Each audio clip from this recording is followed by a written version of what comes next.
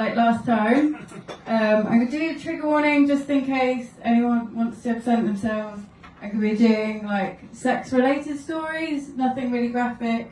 But yeah, if anyone wants to go hide, then do so now.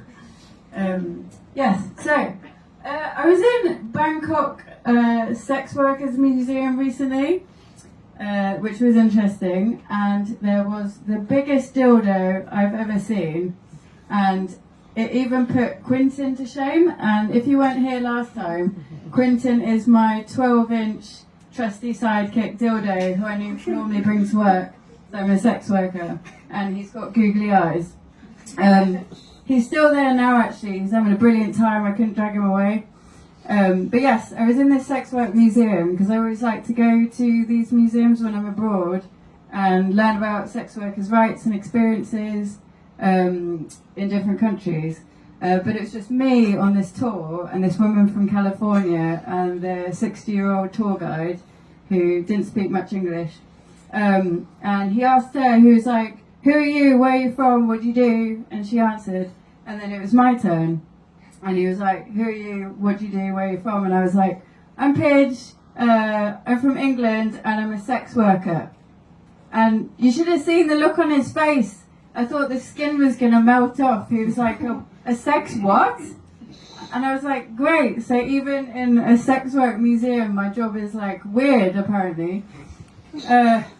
So I was like, a sex worker, you know, I have sex for a living, for my job. And I think I actually did some really cringy gesticulation. I think I did, you know. And the penny still wasn't dropping. And there were these pictures of sex workers on the wall. So I just like gesticulate at them and then at me. And I was like, I'm one of them. And then I think he worked it out and he was like, oh, okay. And then this kind of leery expression crossed his face. He turned out to be a bit creepy, unfortunately. And he was like, "Oh, what's it like?" And I was thinking back to my last stand-up here where I just told a load of ridiculous stories, and I wanted to be like, it's just weird, mate. Weird stuff happens. I'm not going to tell you anything sexy, honestly. But what I did say was, I don't know, it's just a bit odd, and I've got a dildo called Quintin. And left it at that, and he didn't really get it. But yes, so this time I was actually going to tell some pigeon-related stories, because I'm a pigeon obsessive. I'm covered in pigeon tattoos. The tattoo on my neck means pigeon in Serbian and Russian. I got a pigeon tattoo in Thailand, which hopefully says pigeon. You know, when those people go on holiday and it ends up being some swear or an insult. It'd be quite funny if it said whore, and I'd be like, fair enough, accurate. But yeah, and I don't want to pigeonhole myself in this whole sex work thing, but I think this is where the good stuff comes from, so I've got more of it for you today. But yeah, so I was in this museum and I was looking at pictures of sex workers with, in the red light district, with various objects up themselves, like ping pong balls and goldfish, and it was stirring some interesting memories in me. And particularly one story it reminded me of was this threesome with a regular client of mine years ago. And this guy, he was like this lovely, cheerful chappie. He was really over-enthusiastic. He was this cheerful Yorkshire lad. But he was going through some kind of midlife crisis, so he had this compulsion to just buy every single sexual contraption known to man, any BDSM equipment, and he'd turn up to the hotel or wherever armed with this big bag of dildos. And also, for some unfathomable reason, this bag full of the biggest bloody bananas you've ever seen in your life. But every time, we'd never use them. And like clockwork, towards the end of the booking, he'd slap his hands down on his thighs and be like, "Damn it, we forgot the bananas." And I'd be like, "Oh no, we must use them next time." And I began to think that this was some kind of banana role play, and that it was the fantasy of like the forever untouched bananas that really did it for him. But the one time he actually decided to remember the bananas was a threesome. Now, I find threesomes really difficult and awkward because it's nice to have the support of another worker there, but also it breaks the fourth wall, and you've got someone else there trying not to laugh at the guy's ridiculous orgasm face. So, and this threesome was no different. We were already getting a bit giggly. And then the bugger's like, clutches my arm and he's like, oh my God, the bananas. And I'm like, no, why now? But so we use the bananas and he wants to do some cringy things like lick cream off them and stuff like that. And then it gets the bit I think he's been waiting for his whole life, and he puts it up the orifice, one of the orifices of my friend. And she's like, that feels great, that's brilliant. And then she catches my eye and just mouths at me, he's bloody bananas. And I just nearly lose it and start laughing, but I managed to muster every ounce of professionalism and carry on. And then it's the end of the session and he's gathering up all his stuff, there's loads of it to pick up. And he's like, where's the other bit of that banana that went up her? And I was like, Jesus, does he have some kind of banana inventory? Is he going to go home and eat it or smell it or what? We can't find it. And then my friend's still naked and then she's giggling. And then suddenly this banana just shoots across the room and it hits the window. She just launches that thing like a missile out of her vagina. And I'm like, wow, those are some powerful muscles down there, mate. Well done. But yeah, and we're laughing and it's fine because it's the end of the session. But yeah, see, who says sex work isn't wholesome? It's not about hookers and cocaine. It's about sex workers and fruit, keeping you all healthy. Last time I had a story about carrots, now it's bananas. But yes, at work, like, sometimes I feel like the situation or the client is deliberately trying to shatter the sexy illusion that I'm so desperately trying to create and finding everything really funny. I used to do sex work parties, and I don't do them anymore because, as I've just explained, a threesome is hard enough. And imagine just multiplying the amount of people you're pretending to have a sexy time with and the amount of people you're trying not to giggle with. So I don't do them anymore. But years ago, I was going to a sex party in Northampton, already off to a bad start. I mean, no offence to anyone from there, but it seemed a bit bleak. And this woman just held these parties in a house at like 2 o'clock on a Friday afternoon. And I'd never been to one, so I was wondering, I was like, does she do something with the lights? Does she dim the lights? Does she have some candles, some mood lighting, something? No. I get there and the bedroom is just frighteningly white, like kind of medical level of brightness. And there's live, laugh, love stencils on the wall. I'm like, not even shag, shimmy, shave, something appropriate. Totally wrong vibe. And there's flower stencils. And I'm like, this is like Kath Kidson, only less middle-aged women and more condoms. So get there and then it's me and the other workers in our little pants.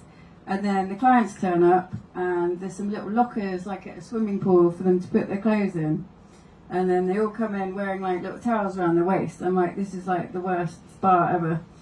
And then the host, this lovely bummy woman, does like a little talk at the start about snacks.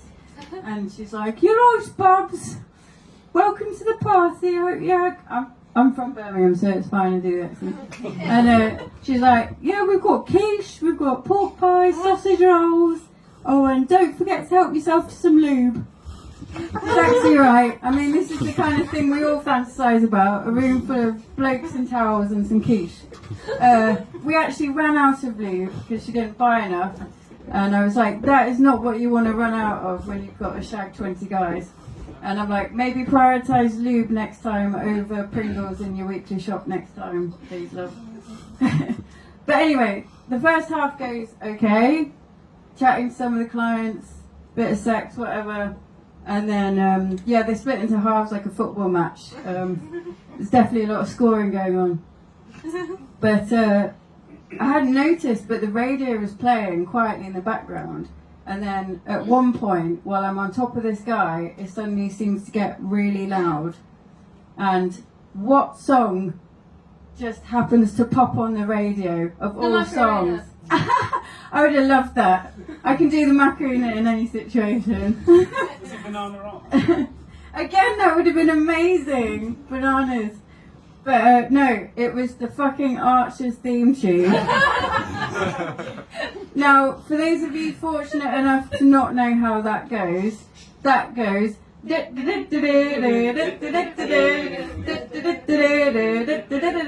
I'm like, it was quite appropriate because it was like bouncy and I was doing a lot of bouncing. But I was like, this is absurd beyond words, and I'm like gonna laugh. But I don't. I don't think the guy ever notices, but that was definitely one of those kind of out-of-body work experiences where I was just watching myself on top of this old guy with a group of random people having sex while Radio 4 serenades us with its erotic music. And I'm like, what is my life?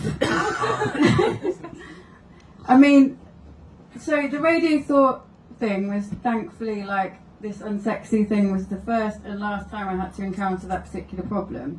But because I look a bit niche by kind of escort standards, all the weirdos like, yes, I can approach this person with all of my weird fetishes and they're not going to judge me. And I'm like, mate, I'm judging you hard because you're a client. But I actually one time thought I had a genuine vanilla request. This guy was like, but he did preface the conversation saying, I've got something a bit weird. And I'm like, I bet you do. What is it? And he's like, I want a blowjob. I'm like, you kidding? That's like the most vanilla thing ever. That's fine. But no, it was weird. He was like, no, I want you to blow hot air on my penis with a blow dryer, a literal blowjob. And I remember telling my friend, who's here somewhere, I did my first blowjob today at work. And he was like, what are you talking about? You mean like your millionth? And I was like, well, it was a literal one actually. But anyway, it was food. This client wanted to cover me and himself in food while doing things. And I was like, oh no, this is going to be really difficult not to laugh. And then he had to make it more difficult by saying, how about we do like a game show kind of role play thing? I'm like, oh my God, I'm not going to get through this. He was like, so I'll ask you a question. If you get it wrong, you get food on you. So I remember being sat on this little metal chair and there's just cheats everywhere. It looks like a serial killer's place. And he asked me a question like, what's the capital of France? I'm like, oh, I don't know, Reykjavik. And he's like, oh, someone gets the gunge. And then he pours beans down my pants, which is pretty horrible.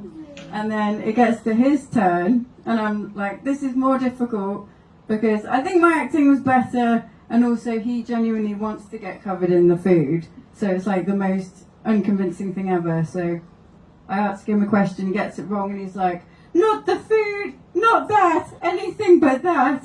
And I'm trying not to laugh, and I put custard pie in his face. Yeah, and then we sat up to have a cup of tea, and the walls are covered in like custard and beans and gravy. I'm thinking, there is no way you're getting your deposit back.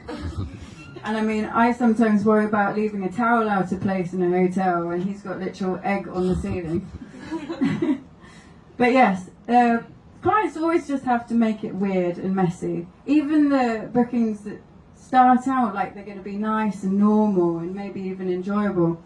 I get to go to a lot of nice hotels with work, especially in London. And I remember being on my way to this nice 5-star hotel with a spa, and I was like, maybe this is just going to be a nice chilled time and there'll be nothing to laugh at. No.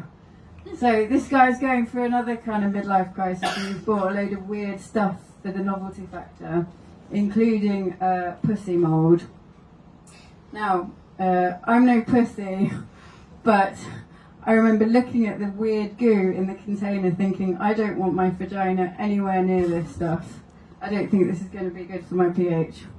But he's paying me, so I remember being in this beautiful marble bathroom and then like kind of squatting down over the closed toilet seat, pressing myself into this little container of goo. And he's like, push harder, push harder. And I'm like, I'm pushing.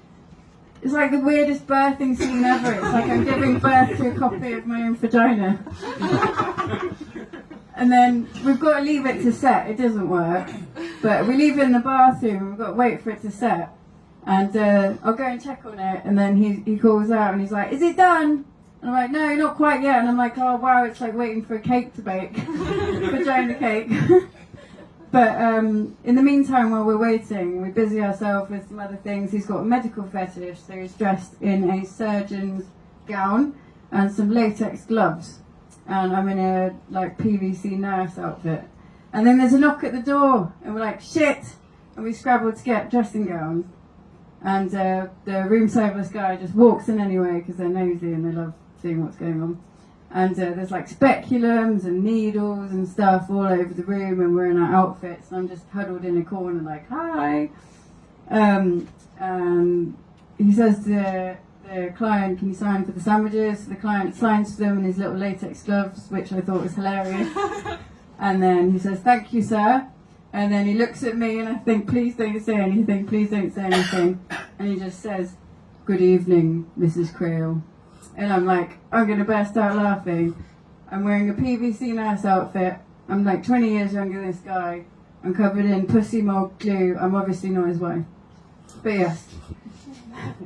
This is the good thing about booking Airbnbs, because you don't have that problem. And me and some friends used to rent an Airbnb in Edinburgh. It was this lovely Georgian townhouse, and didn't have the problem of the nosy room service people. And we'd always tidy up really meticulously and clean up after ourselves really well. So we always got these amazing reviews, and they'd be like, "These are the best guests ever. Welcome back anytime." I was just like, imagine if they found out we were literal hookers. I don't think they'd like us anymore because people are judgmental. But yes, but there were certain problems. The stairs were really echoey, so you could probably hear every spank and moan and shout and everything down those stairs. I think the neighbours must have heard everything, but we never got a complaint. Also, my friend did slightly ruin the discretion thing by answering the intercom every time a client buzzed up by saying something like, "Hello, laddie, you're here for your beating." Or, "Hello, laddie, you're here for your shag." What are you doing? They all thought it was hilarious, luckily. But yes, one time I thought I'd packed well, but I'd actually forgotten a pinwheel, which I use for BDSM bookings.